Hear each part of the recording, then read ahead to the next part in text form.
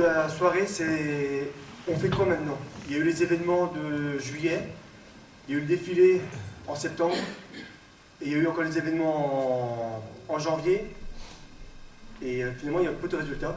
Donc on fait quoi? Il n'est pas question de s'engueuler, de se mettre sur la figure. Les rancœurs, il faut les mettre de côté. On n'est pas là pour faire un combat syndical, ni vraiment on n'est pas là pour régler les comptes. Donc on va commencer par Christian va prendre la parole. On va lancer la soirée. Et après il y aura Mathieu Perrier qui est producteur de lait normand qui va intervenir aussi. Et Romuald Chabert qui est lui un producteur de lait allemand. Et il va être là pour nous expliquer comment ça se passe en Allemagne et dans les pays européens. Pour faire simple, sur les 150 milliards de litres de lait que produit l'Europe, on a augmenté la production d'à peu près entre 7, 8, 10 milliards de litres à peu près. Hein. C'est assez simple. Ces 10 milliards de litres, aujourd'hui, font basculer le marché, puisque d'un côté, on a une surproduction, hein, ça tout le monde le sait, de l'autre côté, malheureusement, on a une consommation, notamment la demande chinoise qui est plutôt faible, et comment dire, on a l'embargo russe qui est aussi toujours en place, même s'il est partiellement contourné par les pays satellites. Enfin bon, ça pose quand même d'énormes problèmes à nos industriels que de vendre par des circuits contournés où tout le monde bouffe de l'argent. Alors, la situation chez nous, elle est dramatique, et contrairement à ce qu'on tente de nous faire croire, elle est aussi dramatique chez nos collègues. Donc c'est pour ça que le président de l'EMB, Romuald Chabert, va venir dans quelques minutes. Ah, il est là, où est-ce qu'il est? Ah. Ça va bien? Bon, je vous demande de l'applaudir quand même.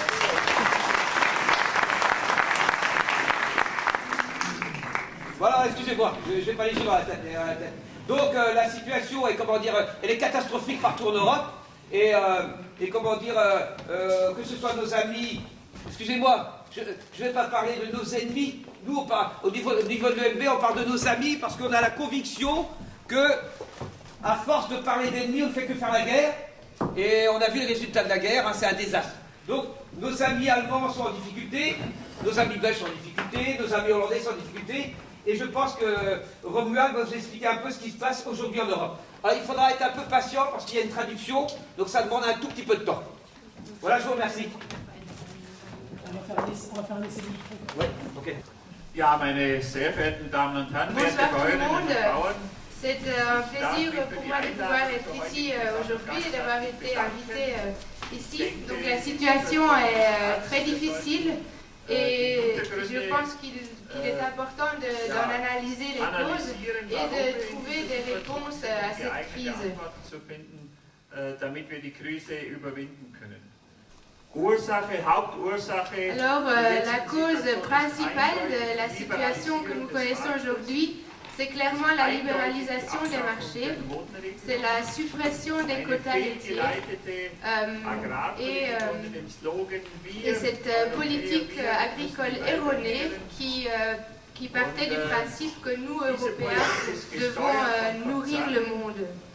Et cette politique, elle a été dirigée surtout par les multinationales de l'industrie laitière et agroalimentaire. Et tout cela a fait que la production n'a fait qu'augmenter. Die europäischen Milchbauern sind wirklich sehr fleißig, sie Les produzieren. producteurs européens aiment bien travailler, ils travaillent beaucoup jusqu'à ce que le médecin doit venir, jusqu'à ce qu'il meure. Donc ils ont produit encore 4 millions de tonnes supplémentaires en 2015. Et ça en prenant en compte que le marché mondial représente en tout un volume total de 50 à 55 millions de tonnes. Dans ce marché, on a dans les 2 dernières années ajouter un volume supplémentaire de presque 10 millions de tonnes de lait.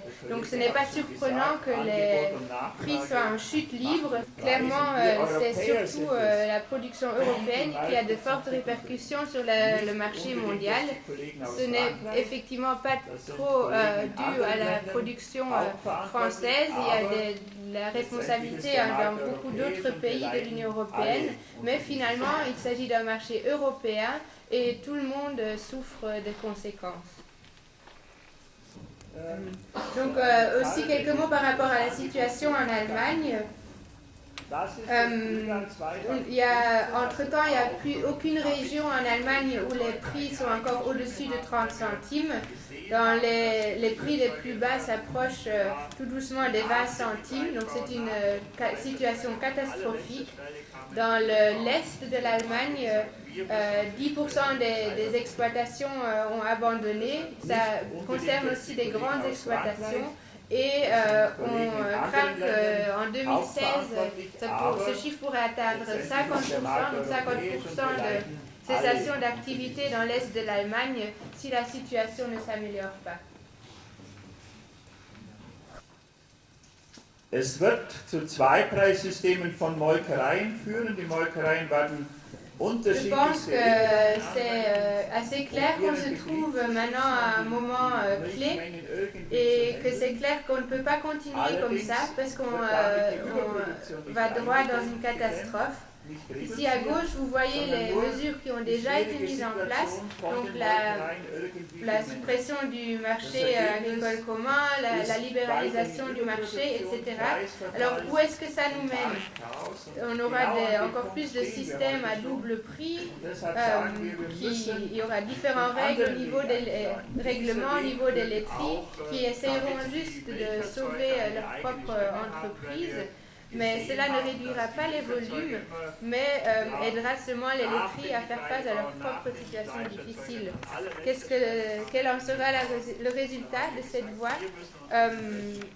On aura encore toujours de la surproduction, les prix continueront à chuter, on aura un chaos total sur le marché. Et c'est la situation dans laquelle on se trouve aujourd'hui. Donc ça montre clairement qu'on a besoin d'une autre voie.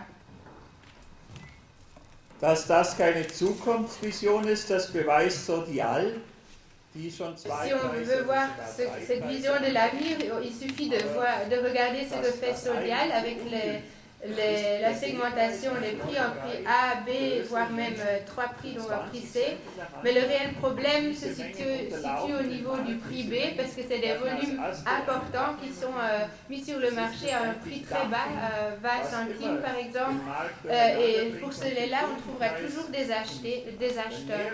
Et c'est au fond une sorte de dumping. C'est une pratique qui détruit toujours la situation du marché, qui détruit les prix. Et si toutes les laiteries se mettent à pratiquer des modèles pareils, on peut dire que tout sera détruit. Donc il est vraiment plus que temps d'agir. Deshalb sagen wir müssen den anderen Weg einschlagen. Wir brauchen. Comme on le voit, on a besoin clairement d'une autre voie. L'Observatoire du marché laitier européen existe déjà. Donc nous avons besoin d'un programme de responsabilisation face au marché qui puisse rétablir une situation normale sur le marché. Et ça s'appliquerait à tous les pays européens, à tous les producteurs et pour une période déterminée. Nun habe ich ziemlich viele negative Dinge angesprochen. Es gibt aber auch Lichtblicke. Et puis il y a 2 jours, il y a eu un petit miracle, on pourrait dire. Lorsqu'on a annoncé que le ministère à Paris avait trouvé un accord avec l'Allemagne portant sur des mesures qui toucheraient au volume de production. Et c'est surtout aussi dû au fait qu'eux aussi ont vu qu'on a les droits dans le mur. Die Folien über das Marktverantwortungsprogramm habe ich übersprungen. Donc j'ai passé les images sur le programme de responsabilisation face au marché. Donc maintenant passons aux revendications de l'EMB. Premièrement, il faut que nous demandons que le PRM soit mis en place rapidement et les propositions du ministre Le Foll vont dans ce sens, vont dans la bonne direction. Il faut enlever du marché 2 à 3% de la production pour au moins avoir une chance que la situation du marché soit équilibrée. Donc laissez-nous continuer cette lutte pour atteindre la mise en œuvre du programme. Les premiers pas ont déjà été faits au niveau politique. Maintenant, il faut faire attention que les choses soient bien faites, que les bonnes mesures soient prises. Et c'est pour ça que nous devons continuer à faire pression. Et je suis heureux de voir que les producteurs français fassent partie de cette lutte, mènent cette lutte. Et je suis contente d'avoir pu être ici aujourd'hui. Donc merci de votre attention.